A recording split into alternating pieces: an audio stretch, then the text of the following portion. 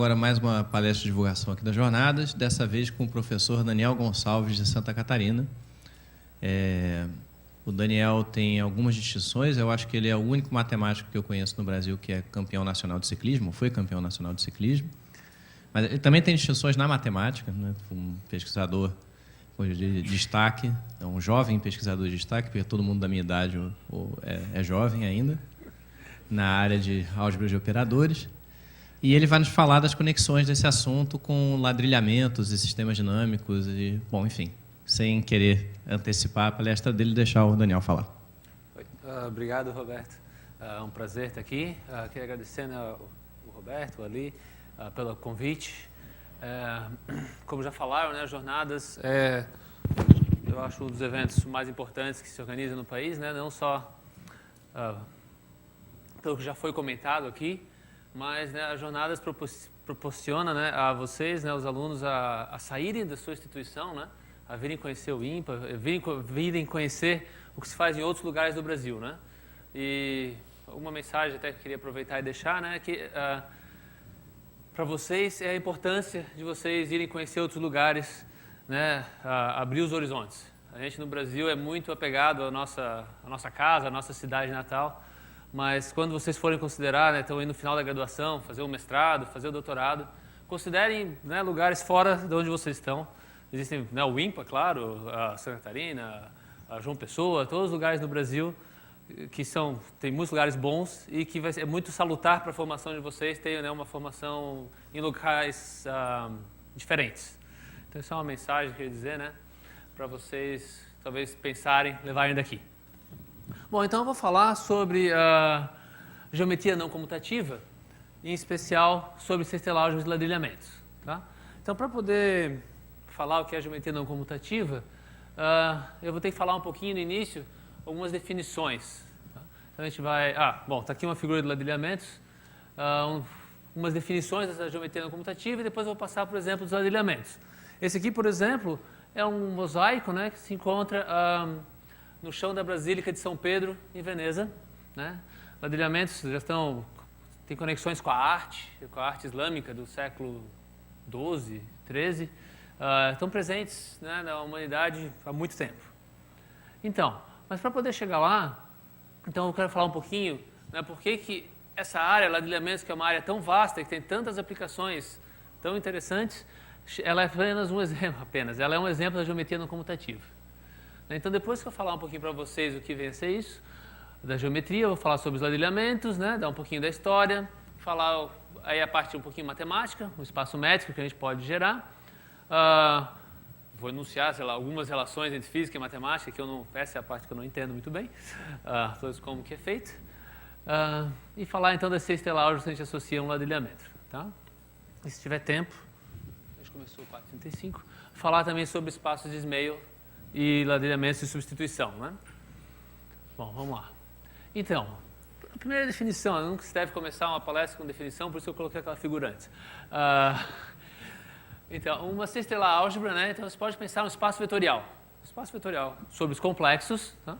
E nesse espaço vetorial, vocês vão colocar uma operação de involução, uma norma e uma multiplicação, tá?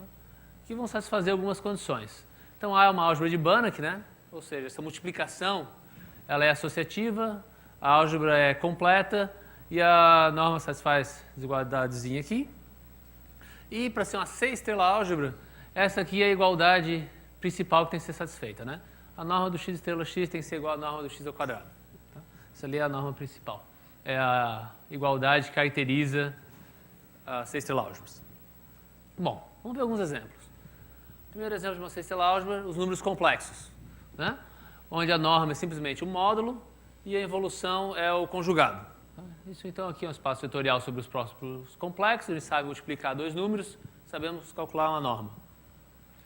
Bom, a gente pode ver também as matrizes n por n sobre os complexos, com a operação de estrela como sendo hermitiana e a norma de A, bom, aqui não é uma norma qualquer, é a norma que a gente chama de norma de operador, que é o supremo da norma dos vetores de norma 1, né, da norma de AX.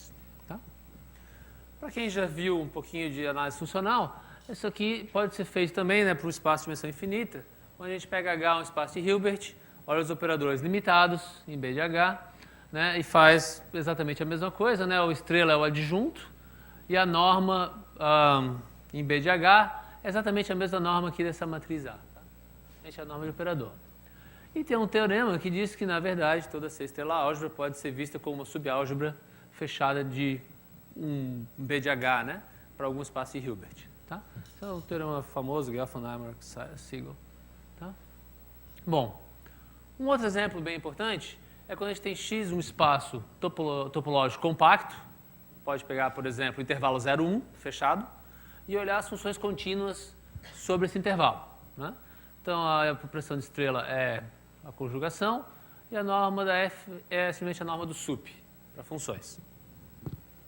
Bom, e aí tem um teorema, que é o teorema de Gelfand, que diz que toda sextela álgebra comutativa, então se eu tenho uma sextela álgebra que é uma explicação comuta, essa sextela álgebra é isomorfa a C de X.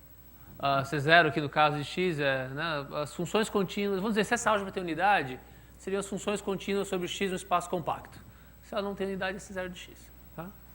Então, bom, isso aqui pode ser um teorema assim, nossa, eu tenho uma álgebra qualquer A, e eu vou dizer que essa álgebra ela é isomorfa a um C0 de X para X no espaço topológico localmente compacto. Né? Como é que a gente faria isso?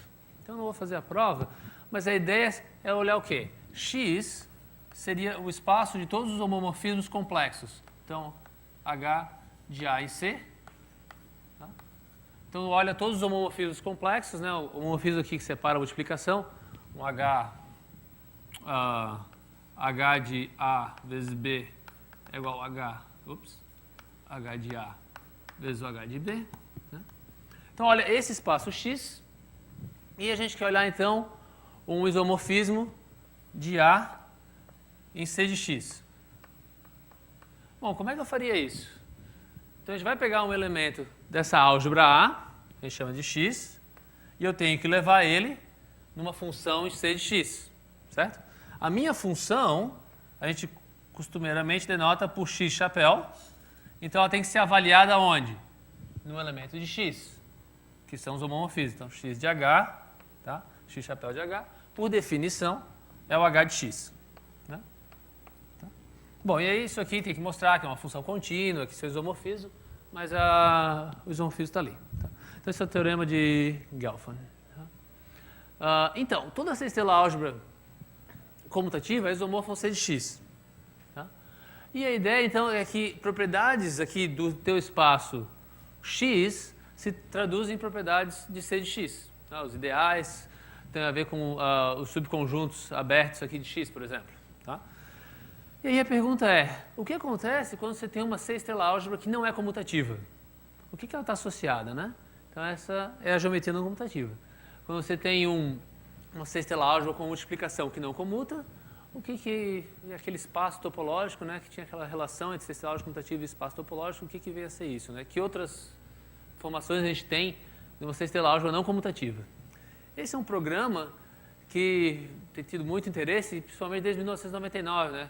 Se eu não me engano a data, quando Alan Kohn ganhou a medalha Fields pelos seus trabalhos nessa área, né? Extremamente de geometria não comutativa. Então, alguns exemplos, aqui vai ficar só alguns exemplos onde esse tipo de estudo é feito, né? Então, por exemplo, se a gente tem X um espaço topológico qualquer e H um homeomorfismo, né? E você quer estudar, então X, de novo, né? H é um homomorfismo, você quer estudar as interações de H, né? Um sistema dinâmico, de X em X, né? Então, por exemplo, pode pegar um ponto em X e a gente pode estudar a órbita do X, que vai ser o quê? Seria, se a gente está fazendo Z ali, bom, a órbita em X aqui seria H menos 1 de X, X, H de X, H ao quadrado de X, e assim por diante, né? Seria a órbita, né? Se a gente quer estudar essas órbitas, a gente pode, então, construir uma sextela álgebra, que eu não vou fazer aqui a construção dela, que é o produto cruzado, e propriedades desse espaço topológico aqui com esse homeomorfismo se traduzem em propriedades dessa sextela álgebra aqui. Tá? Por exemplo, se essas órbitas que estão ali, se tem uma órbita minimal e essa ação é livre, isso quer dizer que essa sextela álgebra é simples, ela não tem ideais. E recentemente foi provado que iam ser somente C. Inclusive, bom, tá bom assim. Assim como a gente fez aqui o espaço com o homeomorfismo, a gente podia pensar numa ação de grupo, né? Uma ação do G em X, e a gente tem de novo a contrapartida, né? Como sendo o produto cruzado. Poderia ser também uma ação parcial, né? Onde o teu H lá não age em todo o espaço, e sim no subconjunto. Bom, tem também para grafos, certo? Você pode pegar um grafo, que é um objeto combinatório, né? E você pode, então, criar a sexta álgebra de grafo e ver que propriedades combinatórias do grafo se traduzem em propriedades da sexta álgebra, e vice-versa. Tá? Então, por exemplo, um grafo é vários vértices e arestas. Então, a gente tem uma propriedade que diz que se todo loop tem uma saída, e, bom, tem mais uma coisa sobre os vértices. Então, isso é equivalente a dizer que essa álgebra aqui não tem ideais não próprios, né? Bom, um resultado que é fantástico é sobre a equivalência entre órbitas de sistema de Cantor minimais. Então, se você tem X um conjunto de Cantor, H um homeomorfismo, e a gente supõe que esse homeomorfismo é minimal, ou seja, tem uma órbita densa, e a gente quer saber uma equivalência entre essas órbitas. Tá? É basicamente uma aplicação que leva uma órbita de um ponto num espaço, numa órbita de um outro ponto no outro espaço. Mas mais alguma coisinha. Isso daqui é equivalente a isomorfismo entre esses produtos cruzados que preservam uma certa subálgebra, tá? A maximal abeliana. Bom, por que isso aqui agora é interessante? Eu tenho dois sistemas dinâmicos e eu queria estudar eles, saber se as órbitas eram equivalentes. Eu vou criar duas álgebras que talvez seja mais difícil dizer se elas são isomorfas. O que acontece é que essas 6 álgebras aqui, sempre tem uma 6 álgebra, tem alguns grupos associados. Né? Tem os grupos de K-teoria que a gente chama. E tem um grande programa de classificação de George Eliot que diz que cada vez classifica mais e mais álgebras apenas a partir dos seus grupos de K-teoria. Então, essas duas álgebras são isomorfas, somente seus grupos de K-teoria são isomorfos. Então, aqui tem uma passagem onde essas álgebras aqui elas são classificáveis quando vem de um sistema assim. Então, tu pode olhar só para os grupos de K-teoria dela. Então, na verdade, dado dois sistemas de Cantor minimais, tem dois grupos, né, que não dependem mais dessa 6 álgebra aqui. Tu só olha para o homeomorfismo e para o espaço. Tu calcula esses grupos, são computáveis, e tu pode decidir se esses sistemas são equivalentes via órbitas. Tá? E aí, é uma coisa que é interessante, que vem lá da teoria de 6 álgebras e que é de interesse para quem faz sistemas dinâmicos, né? Em que a gente simplesmente apaga, se quiser, né? Quem quiser apagar a parte de 6 álgebras. Tá? Isso aqui foi publicado no Inventiones há uns 2 ou 3 anos atrás por Giordano, Putner e Skal. Bom, e aí a gente vem ladrilhamentos, né? Então, ladrilhamentos, a gente vai ver, né? Tipo aquele que a gente viu no início ali da basílica, né? A gente tem relacionado a eles algumas 6 álgebras e seus grupos de K-teoria. E são esses grupos que estão relacionados com a física dos quasicristais, que a gente vai ver daqui a pouquinho. Tá? Então, é nesse contexto aqui que hoje eu vou falar sobre ladrilhamentos. Tá? Então, se o que eu falei até agora é abstrato e, por algum motivo, algum pedaço ficou sem ser entendido, a palestra vai começar do zero no próximo slide. Tá? Então, a gente vai falar de ladrilhamentos, falar como a gente associa a 6 álgebra deles, e a K-teoria, infelizmente, eu não vou poder falar. Como último comentário aqui, essa parte de contrapartida de 6 álgebras, a gente tem desenvolvido hoje em dia também contrapartidas puramente algébricas, principalmente essa parte de criação parcial de G, a parte de grafos, que também dão resultados semelhantes aos que tem em 6 álgebras. Então vamos lá. Então, primeira definição, né, para poder definir um ladrilhamento. O que vem a ser um ladrilho? Então, um ladrilho é um subconjunto de RD, a gente pode pensar D igual a 2 aqui, R2, que é o homeomorfo a uma bola fechada. E para essa palestra, a gente pode pensar que um ladrilho são triângulos, paralelogramos, retângulos, um polígono. E um ladrilhamento é uma coleção desses ladrilhos, com interiores disjuntos e que cobrem todo o plano. Certo? Então, por exemplo, aqui, claro, isso aqui é um pedaço de um ladrilhamento, né? Isso aqui é um pedaço do ladrilhamento de Penrose, que é um dos mais famosos, né, que existem, se não o mais famoso. E claro, isso aqui eu nunca vou conseguir desenhar cobrindo o plano inteiro, né? Mas está aí. Bom, então um ladrilhamento parcial, que a gente chama, é exatamente o que eu tinha aqui nessa transparência anterior. É um pedaço de um ladrilhamento. É uma colação de ladrilhos só com interiores 2 a 2 e juntos. Agora, o que é importante é que a gente deve pensar no ladrilhamento como uma função. Tá? Uma função multivalorada que a gente chama. E que faz o quê? A um ponto do plano, ela te devolve quais são os ladrilhos que contém aquele ponto. Tá? Então, por exemplo, se eu tiver um ladrilhamento aqui, vou fazer uma coisinha assim. Se eu tiver um U aqui, né, um U, o meu T de U é exatamente esse ladrilho aqui. Tá? Se eu tivesse um U aqui assim, um W, digamos, então o meu T de W seria... deixa eu fazer uma coisa aqui assim. O desenho não é muito fácil fazer. Quer dizer, na verdade é bem fácil, mas eu que não desenho direito mesmo. Seria uma coisa assim, né? Seriam os 3 ladrilhos que contêm o W. E se eu pegar uma região, bom, daí eu simplesmente faço a união, né? São todos os ladrilhos que interceptam essa região. Então a gente vai pensar um ladrilhamento como sendo uma função. E o que acontece? Se tiver um vetor aí do R2, tal que, né, quando eu caminho na direção daquele vetor, eu tenho um ladrilhamento e eu faço T mais X nesse vetor igual a T, então ele é dito periódico. O ladrilhamento periódico todo mundo conhece, quando a gente entra num chão que tem piso, né? Piso retangular, né? Os pedreiros, todo mundo sempre ladrilha a sua casa, tudo periódico, né? Se eu estou aqui, eu dou um passo para o lado e eu olho para o chão de novo, onde estão aqueles retângulozinhos, é a mesma coisa, né? A gente não é muito fácil de se orientar se a gente estiver aí numa colmeia, né? Como o Fred aqui, o nosso amigo. O mapinha dele tudo é periódico, ele, né, não tem muito, né, olhando só um pedacinho e dizer onde ele está. Bom, então, da onde que começou esse estudo de ladrilhamentos, né? Como que isso começou? Foi lá em 61, né? E eu acho, essa história de ladrilhamentos é fantástica, porque começou com mera curiosidade matemática. Daquelas coisas que a gente estava discutindo no almoço hoje, que a princípio não serve para nada, né? Só para satisfazer a nossa curiosidade pessoal, né? Então, lá em 61, o Wang tinha um problema em lógica que era intitulado o problema do dominó, que até a gente estava vendo algumas coisas anteriormente hoje. Qual que era o problema? Então, dado um conjunto finito de dominós, né, que a gente vai dizer aqui um dominó é um quadrado unitário com regras de encaixe para as arestas, né? A ideia é o quê? Determinar se eu posso ladrilhar o plano com translações deles, né? Então, a gente lá em Florianópolis o pessoal é bom nisso, joga bastante dominó. Mas, então, por exemplo, aqui tem, né, a gente pode encaixar verde com verde, vermelho com vermelho, azul com azul, certo? E a conjectura de Wang era qual? Que se um conjunto de dominós admite um ladrilhamento do plano, então ele também admite um ladrilhamento periódico, né? Onde eu vou, se eu tivesse uma regra de encaixe que fosse 1, 2, 1, 2, 1, 2, se eu posso ladrilhar o plano, eu posso fazer de maneira periódica, tá?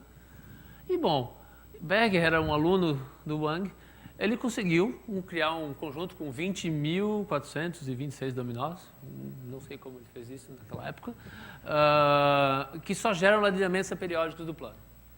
Não tem como, tem que ser sempre uma regra, os padrões não podem se repetir de uma maneira que a gente possa prever, né? Quer dizer, a gente pode até prever, mas não sempre a mesma repetição, né? Tá? Bom, isso não está muito bonito para nós, 20.426 dominós não é muito interessante. Então, em 74, Penrose criou o que se chama, né, hoje o famoso ladrilhamento de Penrose. Está aqui mais uma cópia preto e branco dele. É um pedaço daquele mesmo que a gente viu lá no início da palestra, há uns slides atrás. E aqui, simplesmente foi usado 2 polígonos, o Dart e o... Nossa, o Dart e o... esqueci o outro nome agora do outro. Mas, de qualquer maneira, são 2 paralelogramos, né, com algumas regras de encaixe. E, né, é aperiódico, né? Não tem como fazer ele com essas regras de encaixe. Esse ladrilhamento ele é periódico. Não tem como ladrilhar o plano de maneira periódica. Bom, por que isso é interessante? Quando que esse estudo ficou interessante, né? Então, isso agora vem para a parte do Prêmio Nobel da Química de 2011. Isso aqui está lá na página do Prêmio Nobel da Química de 2011. Então, a gente vai lá para a história, né? O Penrose tinha feito lá em 1970 o seu ladrilhamento, né? É um ladrilhamento, é uma curiosidade matemática, uma coisa bonita, né? Bom, em 1982, a gente tem aí um físico israelense, né, o Dan Shechtman. Ele estava fazendo um experimento que os físicos fazem para estudar cristais, padrão de difração. Eles pegam um átomo, uma molécula, e eles bombardeiam essa molécula com a luz, né, e coletam um padrão de difração. E a partir desse padrão de difração, eles podem dizer a estrutura atômica, algumas propriedades da estrutura atômica dessa molécula. Então, o padrão de difração parece com uma coisa assim. Mas até 1982, não podia existir padrões assim. Porque está vendo que tem esses pontos de acumulação aqui, né? E a gente vê que tem uma simetria aqui de 2π sobre 10, né? E até 82, no estudo de cristais, esse tipo de simetria aqui era proibida, não existia. Nos livros de cristalografia, isso não era nem 2π sobre 10, nem 2π sobre 5, era impossível. Então, quando o Shechtman fez o seu experimento lá no instituto, ele é israelense, mas o instituto que ele estudava era nos Estados Unidos. Quando ele fez esse experimento aqui, descobriu, claro, ficou surpreso, verificou de novo, né, o seu achado. Ele era um alumínio manganês, a liga que ele estava testando, e ele começou a conversar com as pessoas. E todo mundo dizia, fez alguma coisa errada, vai lá e faz de novo. Isso é um cristal duplo. Eles falavam, vocês pegando, claramente dessa uma coisa errada. E ele insistia que não, que era, não, tá certo, é isso aqui mesmo, isso aqui é alguma coisa diferente. Um dia chegou para o chefe do laboratório dele, e o chefe deu o livro de cristalografia para ele e mandou ele estudar de novo. Então, vai para casa e estuda que está incomodando. Chegou a um ponto que a insistência dele levou ele a pedirem para ele ser desligado do laboratório de pesquisa. Então, ele foi realmente desligado porque ele insistia, né, nessa nova descoberta. Então, assim, claro, com o tempo ele foi conversando com outras pessoas que estavam na Europa, na França e alguns outros conhecidos sobre essa descoberta dele, né? Aí acho que foi em 1984, ou eu já tinha submetido um artigo antes sobre isso, em 1983, eu acho, para o jornal Journal of Applied Physics. Em 84 ele mandou, e a história diz que o artigo foi rejeitado com o mesmo selo. O editor nem abriu, já recebeu de volta com a mesma postagem. Bom, aí ele se juntou com mais algumas outras pessoas e foi tentando convencer as pessoas, né? Eventualmente começaram a se convencer. Em 84 ele conseguiu publicar no Physical Review Letters. E alguns meses depois foi publicado o artigo que conectava essa descoberta dele aqui, desse padrão de difração, com os ladrilhamentos. Porque nesse processo de tentar convencer as pessoas, alguns matemáticos e pesquisadores já começaram a ter conhecimento dessa nova descoberta. E qual que foi como é que foi feita essa conexão? Alan McKay, em 82, ele resolveu fazer um experimento. Eu vou pegar o ladrilhamento de Penrose, que está aqui no chão, né? E vou pegar os vértices, cada um desses vértices, e vou supor que ele é um átomo, né? É uma molécula, por estrutura molecular, em cada um desses vértices tem um átomo. E eu vou então fazer um modelo, vou iluminar e vou ver que padrão de difração que eu obtenho. Se os vértices do ladrilhamento de Penrose, né, representassem uma molécula. E o que ele obtém é isso daqui, que é exatamente o que o Shechtman obteve depois em 84. É fantástico, né, que lá em 72 o Penrose tem, de certa maneira, descrito a estrutura atômica de uma liga que só vai ser descoberta anos depois. Tá. E aí, bom, com isso, né, em 84 já foi feito o primeiro artigo ligando essas propriedades aqui agora dessas novas moléculas com propriedades dos ladrilhamentos, né? E aí o estudo matemático, né, explodiu, né? Todo mundo começou a ficar extremamente interessado. Como curiosidade, esses materiais, né, os quase-cristais, eles são altamente não aderentes, né, são maleáveis e são usados como armadura para lâminas de barbear. Tem algumas panelas francesas muito caras que usam alguns desses quase-cristais. Tá? Tem umas propriedades interessantes. Então, mas será que qualquer ladrilhamento que a gente pega é associado a um quase-cristal? Não, né? Se a gente pegar simplesmente um quadrado, uma coisa completamente periódica, isso não está relacionado a um quase-cristal. Então, os que estão relacionados a quase-cristais, eles satisfazem algumas propriedades matemáticas. Então, você tem complexidade local finita. O que quer dizer isso? Dado um raio, existe somente um número finito de padrões com raio menor que R no ladrilhamento. Bom, melhor falando. Se a gente tem um ladrilhamento do plano, a gente pega uma lupa de raio R, e eu começo a olhar por essa lupa e vou caminhando no meu ladrilhamento, eu só vou ver um número finito de padrões, a menos de translações, né? Se a gente for olhando por essa lupa. O que mais? Bom, dado um padrão qualquer, a gente consegue um raio bem grande, tal que uma bola bem grande com esse raio. Dado um padrão qualquer no ladrilhamento, eu acho um raio, tal que qualquer bola com esse raio contém esse padrão. Né? O que quer dizer isso? Esses padrões estão se repetindo. Então, se eu olho aqui um certo padrão no ladrilhamento, ele vai se repetir lá de novo, só que não é de uma forma periódica. Né? Então, essas duas propriedades é que se chama de ordem periódica. Então tá. Então vamos lá. Como é que a gente constrói? Qual é o espaço aí matemático que está relacionado com esses ladrilhamentos? Então vamos começar. O X vai ser um conjunto de ladrilhamentos. Tá? Então, aqui. Um elemento de X é um ladrilhamento agora. Né? Essa coisa cobre o plano. E aí a gente vai definir uma métrica. Né? Vamos pegar dois ladrilhamentos e vamos dizer como é que a gente vai medir a distância entre esses dois ladrilhamentos. Bom, aí vai vir uma fórmula aqui, é o ínfimo de 1 epsilon, tal que existem dois vetores, de norma menor que epsilon, tal que as translações deles concordam numa bola de raio 1 sobre epsilon. Bom, esquecendo isso por um pouco, dois ladrilhamentos estão próximos, se depois que eu fizer uma pequena translação, eles concordam numa bola grande. Certo? Então eu faço se eu tiver dois vetores, tal que eu translado eles de pouquinho, né? Eles concordam numa bola de raio 1 sobre aquele pouquinho, então essa distância vai ser pequena, né? Vai ser certa. Então, essencialmente, quando que isso pode acontecer? Bom, então dois ladrilhamentos aqui vão ser, né, vão estar próximos se o quê? Se um é uma pequena translação do outro, né, ou se eles concordam em uma bola grande ao redor da origem. Então essa é a medida de distância aí, né? Se eles concordam numa bola grande ao redor da origem, eles estão próximos. Ou se depois eu fizer uma pequena translação, eles concordarem numa bola grande. Bom, como é que a gente define, então, quem que é esse espaço de novo? Então, a gente tem um ladrilhamento, fixa um, por exemplo, ladrilhamento Penrose, a gente mostrou, e toma todas as translações possíveis, né, por vetores de RD. Certo? Então, isso daqui é um conjunto e tem uma métrica, então é um espaço métrico. Bom, aqui agora a gente toma o completamento dessa métrica, desse espaço. Tá? Aí que eu pergunto, será que esse completamento agora são, né, os limites, as sequências de Cauchy, né? Bom, dá para provar que no completamento os elementos ainda são ladrilhamentos. Tá? Ainda são ladrilhamentos que contêm somente, né, padrões daquele ladrilhamento original que tu começou. Tá? Então, como eu falei aqui, né, os elementos são ladrilhamentos e o RD age. Né? Então, eu posso pegar um elemento desse espaço e transladar.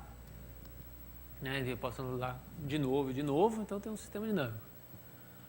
Bom, aqui é a definição de complexidade local finita de novo. E aí eu tenho um teorema que diz que se o nosso ladrilhamento inicial tem complexidade local finita, então o nosso espaço é compacto. Acho só para diversão, né? Como é que a gente mostraria que esse espaço é compacto? Uma ideia da prova, né? Vamos fazer uma ideia. Bom, a gente, como é um espaço métrico, a gente pode mostrar que ele é sequencialmente compacto. Tá? Eu vou só indicar os espaços aqui. Então vamos começar com Tn, uma sequência.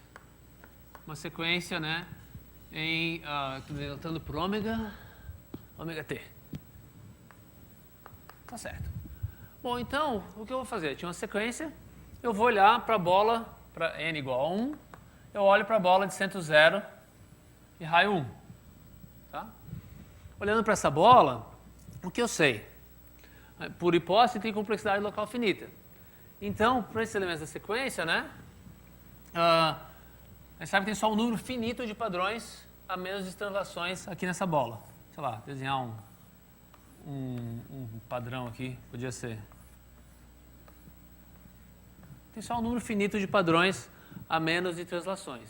Ou seja, eu posso passar para a minha subsequência, onde na bola de centro 0 e raio 1, né, 0, 1, todos os ladrilhamentos da minha subsequência, eles têm esse mesmo padrão na bola de centro 0 e raio 1, a menos de uma translação. Então, a gente passa por uma subsequência. Né? A A gente pode passar, né? Bom, passar para cá. A gente pode passar para uma subsequência, né, onde Tn na bola, aplicado aqui na bola de centro zero e raio 1, né, é igual ao meu T1 na bola de centro zero e raio 1, mais uma translação. Mas essa translação é uma translação que é, no máximo, o diâmetro do maior ladrilho, do maior polígono que eu tenho. Então, mais um dn, né, com um módulo de dn menor que algum m aí, certo? Tá? Tudo bem. E agora? Bom, agora a gente olha para essa sequência dn. dn é uma sequência limitada em R.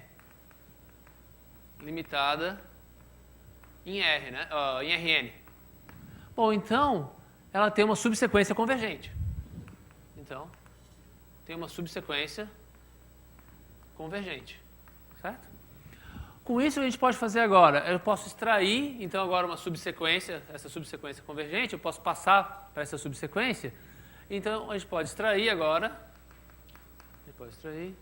uma subsequência, vamos dizer, daquela ali, né, a subsequência da subsequência, T11, T12, T13, assim por diante, onde o quê? Onde após uma pequena translaçãozinha, esses ladrilhamentos aqui concordam na bola de centro zero e raio 1. Né? Então, a gente pode ter aqui, tá, essa subsequência tal que o quê? A distância entre T1i e T1j é igual, menor que 1, né? Menor que 1. Então, menor ou igual. Pode ser igual, certo? Bom, tudo bem. Então, eu estou nessa sequência assim. O que eu vou fazer agora? Tá, eu vou passar agora para n igual a 2. Eu tinha essa sequência aqui. Vou partir para o quê? Para a bola de centro zero e raio 2. Né? Vou fazer todo o procedimento de novo. Né? Então, a gente vai ter agora uma sequência que eu vou chamar de T21, T22, T23, assim por diante. Onde o quê? A distância entre dois elementos aqui, T2i e T2j, é menor que 1/2 para todo i e para todo j. E assim sucessivamente, né? A gente acaba tendo uma sequência aqui, T31, T33, T32, T33. E se eu colocar aqui a primeira aqui, bom, isso vai ficar muito feio se eu botar. Mas a ideia então o que é? A gente quer extrair uma subsequência, né? O que a gente faz? Bom, a gente pega a diagonal, né? Que no meu caso aqui tá ali, eu não desenhei o primeiro. Mas a gente pega a sequência diagonal aqui. Tá muito feio essa diagonal. Então a gente pega a sequência diagonal. A subsequência, né? Pegamos a subsequência diagonal. Que vai ser, né? T11, T22, T33. O que é fácil de ver que ela é Cauchy, né? Então, isso aqui é Cauchy. Como o nosso espaço é completo, ela é convergente. Então, isso implica que ela é convergente. Tá? Então, isso é uma provinha. Quer dizer, tem que alguns passozinhos tem que dar uma... Assim, ser um pouquinho... Se fosse escrever num artigo, eu teria que ser um pouquinho mais rigoroso, mas a ideia é essa, né? Então, tá. Bom, então a gente tem o espaço métrico, né? Que é compacto. E aí a pergunta, bom, o que isso tem a ver com os quadros cristais? Bom, então quando você quer, os físicos querem estudar qual o padrão de difração lá no material, nesse composto, isso está relacionado com as medidas ergólicas no nosso espaço, né? Pela ação de translação. Bom, quando a gente está estudando os níveis de energia lá no material, né? No quadro cristal, isso está relacionado com a teoria da sextela álgebra associada a esse nosso espaço, ao ladrilhamento. E se a gente quer informações sobre a estrutura interna do material, né, a partir de um padrão de difração, né, claro que tudo aqui depende do padrão de difração, isso está relacionado com a topologia desse espaço, né, e com a cohomologia de Keck desse espaço métrico. Isso aqui está num artigo, exatamente como se faz essas relações para a parte física. Isso é uma coisa que eu não entendo muito bem. Bom, então vamos lá. Eu falei que eu ia também dar uma noção de como associar essa sextela álgebra a um ladrilhamento, né? Então vamos começar com um conjunto finito de ladrilhos, né? Que a gente chama de protoladrilhos. Então, por exemplo, lá no ladrilhamento de Penrose, eu falei, todos os ladrilhos que tinham lá eram cópias de 2. Né? Então, quando a gente tem um conjunto no ladrilhamento, um conjunto finito de ladrilhos, tal que todos os outros são só translações desses, esse conjunto é chamado do conjunto de protoladrilhos. Tá? Então, como a gente diz aqui, é um conjunto de protoladrilhos, se para todo ladrilho T, né, esse ladrilho T é uma translação de um desses protoladrilhos. Né?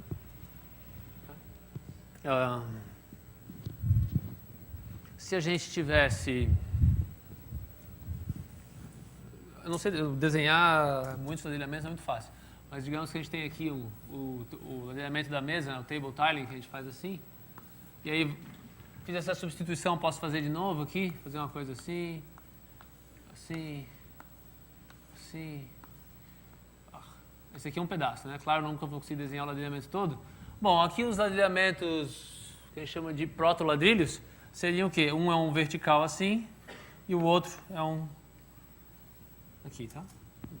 O retângulo tá horrível, mas tudo bem. Bom, então vamos lá. Vamos pegar um ladrilhamento e vamos pegar um conjunto desses ladrilhos molde, desses protoladrilhos. Tá? E a gente quer pegar para cada ladrilho, para cada protoladrilho, a gente escolhe um ponto no interior, que a gente vai chamar de um furo, né? Tá? A gente precisa isso só para... Então, escolhemos um aqui e um ali. E uma vez que eu fiz isso nesse, eu repito isso em todo o ladrilhamento, da maneira exatamente igual, né? Então, aqui seria aqui assim, e esse ali seria ali. Aqui. Eu simplesmente faço a translação com o furo, né? Tá? Então, eu vou ter... certo? Eu vou ter meu ladrilhamento agora com os furos em cada ladrilho, tá? Beleza. Bom, aí a gente lembra, a gente tinha aquele nosso conjunto que era a translação de todos os ladrilhamentos. Agora a gente vai restringir um pouquinho esse conjunto. A gente tem que fazer isso. E o que a gente vai fazer? A gente vai pegar simplesmente o conjunto dos ladrilhamentos, tilings ali, nessa palavra em inglês, o conjunto de todos os ladrilhamentos que tem um furo na origem. Né? Então, se eu pegar um ladrilhamento que tem um furo na origem, por exemplo, se a origem fosse, como é que está aqui? Se a origem fosse aqui assim, se eu pegar uma translaçãozinha desse ladrilhamento pequenininha, esse ladrilhamento vai estar fora daquele espaço. Tá? E a gente vai, então, ter uma relação de equivalência. Tá? A gente diz que o ladrilho T ele é relacionado com T mais X. Tá? Simplesmente com a translação. Claro, desde que esse T mais X esteja dentro desse ômega punk aqui, né, que a gente está chamando, que é o ômega punk, que eu não falei, é o espaço de todos os ladrilhamentos que tem esse furo na origem. Tá? Então, essa é uma relação de equivalência. E aí a gente pode colocar uma topologia aqui, e uma vez que a gente tem essa topologia, é uma topologia boa, eu não vou explicar o que isso é, e a gente pode ter então a sextela álgebra dela. O que é essa sextela álgebra associada a uma relação de equivalência? Então, basicamente, a gente vai olhar as funções contínuas com suporte compacto, tá? E toma um completamento sobre uma norma. Então, isso é uma outra construção interessante. Então, se a gente tem uma relação de equivalência, na verdade, geralmente tem uma sextela álgebra associada a um grupoide, né? Mas aqui a gente pode pensar só na relação de equivalência. A gente pode olhar, dado um conjunto X, eu posso olhar uma relação de equivalência como sendo um subconjunto do produto cartesiano de X por X, algumas propriedades, né? Não é todo subconjunto. Por exemplo, se a gente tivesse X, um conjunto com 2 pontos, o 1 e o 2, né? E eu poderia dizer que a minha relação de equivalência é isso daqui. Todo mundo é equivalente a todo mundo. Tá bom. Então, a minha relação R eu posso, né? É o quê? O 1, 1, o 1, 2, o 2, 1 e o 2, 2. Certo? E a gente vai olhar, então, as funções contínuas sobre essa relação de equivalência. Bom, aqui é topologia discreta, né? Então, se eu escrever essa minha relação assim, já começa a melhorar a visualização. E 2, 2. Então, para cada um desses pontos, né, uma função me dá um valor para cada um desses pontos. Né? Bom, lembra uma sextela álgebra? Eu defini lá no início. A gente precisava ter uma multiplicação. Então, se eu pegar uma função, duas funções, como é que a gente multiplica? Se eu quero duas funções definidas sobre R, uma relação de equivalência. A definição é assim, ó. Isso daqui é a multiplicação de f por g aplicada no par xy é o somatório de z pertencente à classe do x, da f de xz vezes a g de zy. Tá? Se a gente for olhar aqui nessa minha relaçãozinha aqui, o que é f estrela g, por exemplo, no ponto 1, 1? Isso aqui é o somatório, né? De z na classe de x, né? Então, o x aqui é o 1, né? Na classe do 1 eu tenho 1 e o 2. Então, vai ser o f de 1, 1, vezes o g... vou apagar o somatório, vamos escrever assim mesmo. Vezes o g de 1, 1, mais a minha f de 1, 2, vezes a g de 2, 1. Certo? Então, será que já tem ideia do que é isso daqui? Alguém tem? Acho que vou continuar fazendo todos até vocês falarem. F estrela G no 1, 2. Vai ser o quê? Vai ser a F de 1, 1 vezes a G de 1, 2, né? Mais minha F de 1, 2 vezes a G de 2, 1. E aí, tem ideia do que pode ser isso? Essas funções aqui, mais esse desenhozinho aqui, multiplicação, não lembra nada? Matrizes, né? Aqui são as matrizes 2 por 2. Para essa relação de equivalência, se olhar as funções contínuas do suporte compacto, bom, isso aqui são só as, 4 números, né? uma quádrupla.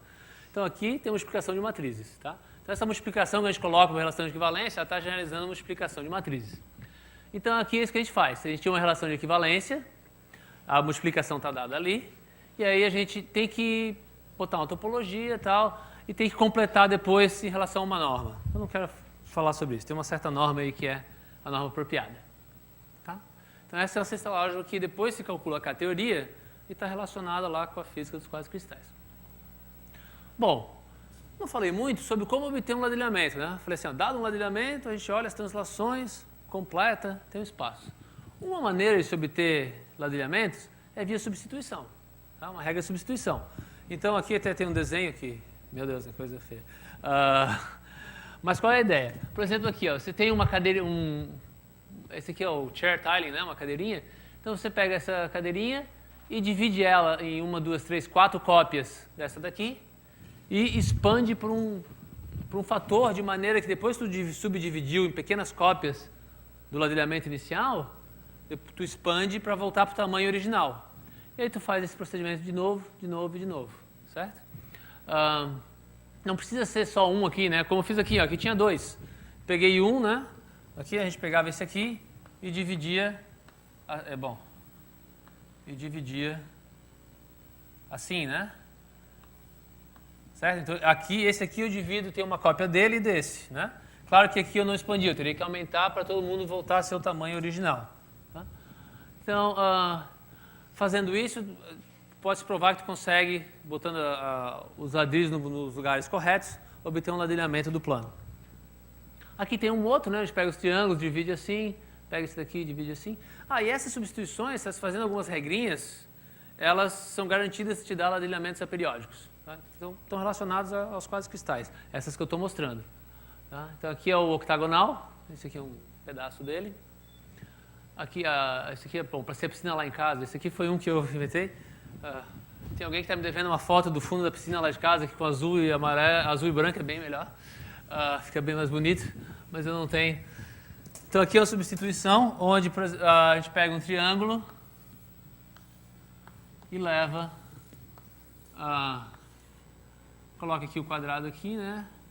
E aí quando pega um quadrado, simplesmente coloca agora em 8 cópias daquele ali original. Então, fazendo isso, consegue um ladrilhamento assim, que se você quiser fazer no banheiro de casa ou no fundo da piscina, é bom porque só envolve retângulos e triângulos, quadrados e triângulos, então dá para pegar o pedreiro para fazer, senão... Mas tem que ficar em cima, né? Porque senão eles vão querer fazer tudo de maneira periódica, né? E não é o que a gente quer. Na Austrália tem um pessoal muito forte nisso, então, inclusive em Melbourne, Federation Square, tem o famoso, eu não tenho uma foto aqui, devia ter, do ladrilhamento Pinwheel Tiling, e todo o prédio é coberto por um desses ladrilhamentos. É bem bacana. Bom, então eu falei o quê? Esses ladrilhamentos de substituição, a gente pode associar sistemas dinâmicos a eles. Tá? E a gente até obtém mais álgebras, mais informação. Tá? Por quê? Digamos que a gente tem uma regra de substituição dessa, e a gente aplicou várias vezes e obteve o ladrilhamento, né? Então, como foi obtido por uma regra de substituição, eu posso iterar. Né? Eu posso pegar um pedaço desse que eu tinha aqui, ó, em cada um desses ladrilhozinhos, eu faço de novo e aplico. Né? Faço a substituição, eu faço a expansão, me dá um outro ladrilhamento. Então, um ladrilhamento de substituição, a aplicação pode ser iterada. E aí isso me dá um sistema dinâmico. Tá? Esse sistema dinâmico é o espaço de Ismay. Bom, Ismay acho que é super famoso aqui no Rio, né? Porque tem a ferradura de Ismay, né? Ultimamente eu ouvi falar que ele estava aqui no IMPA, né? Quando ele teve a ideia da ferradura de Ismay, né? Em Copacabana, né? Parece que essa história chegou nos Estados Unidos e talvez ele teve que dar explicações para o Encircle, coisa assim. Não o Encircle, né? Eu não esqueci o nome da agência nos Estados Unidos, mas de qualquer maneira. Então, mas a gente, na nossa área, entende o espaço de meio que quando a gente tem um sistema dinâmico, então eu posso iterar, né? Essa aplicação aqui ela é inversível. Então, localmente, eu posso escrever o meu espaço como um produto de dois conjuntos, né? Onde, numa direção, a minha aplicação ela está expandindo, tá? Então, se eu pegar dois pontos aqui e eu aplico o ômega, a distância entre esses pontos fica cada vez maior. E numa outra direção, a minha aplicação ômega está contraindo. Então, se eu pegar dois pontos nessa direção aqui, eu aplico o ômega, vai cair num outro pedaço, mas a distância entre eles está mais próxima. E com os ladrilhamentos, a gente consegue ver o quê? Se eu pego dois ladrilhamentos que concordam só numa bolazinha pequena, uma bola de centro, sei lá, de raio 1, por exemplo, depois que eu aplicar a minha substituição, elas vão concordar numa bola maior. Então, a distância entre esses ladrilhamentos está ficando, né, menor.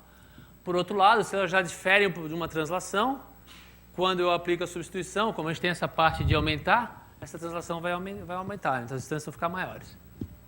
Tá? Então, tem o espaço de meio. E aí a gente tem duas relações de equivalência. Uma é a relação de equivalência estável, que diz o quê? Dois ladrilhamentos são estavelmente equivalentes, se quando eu faço as iterações aí da minha substituição, né, para o infinito, essas distâncias estão indo para zero. E ele é instavelmente equivalente se o contrário, né, se as distâncias da inversa estão indo para zero. E, por motivos técnicos, é mais usual falar, né, que a inversa está contraindo em vez de dizer que a imagem direta está expandindo. Essa aqui, essa relação de equivalência da instável, é a que dá aquela sexta álgebra da relação de equivalência que eu mostrei para vocês. Essa aqui é a mesma. Né? E essa outra aqui foi, na verdade, uma coisa que eu fiz na minha tese de doutorado, a relação de equivalência estável. Bom, a gente pode, claro, ter essa relação de equivalência, a gente pode, então, considerar as 6 álgebras associadas, calcular a K-teoria, né? E essa K-teoria vai ter, então, essas ligações com a física dos quase-cristais. Tá? Então, bom, isso aqui era um exemplo, né? O que eu tinha para falar era isso. Isso aqui, como eu falei, é um exemplo da geometria não comutativa, né? Os ladrilhamentos têm toda essa maquinaria, prêmio Nobel da Química em 2011, né? E ainda cai dentro desse programa aí do Alan Kohns, né? De geometria não computativa, de estudar alguns objetos da matemática a partir das contrapartidas, né? Não comutativas. É isso. Faltou o último slide.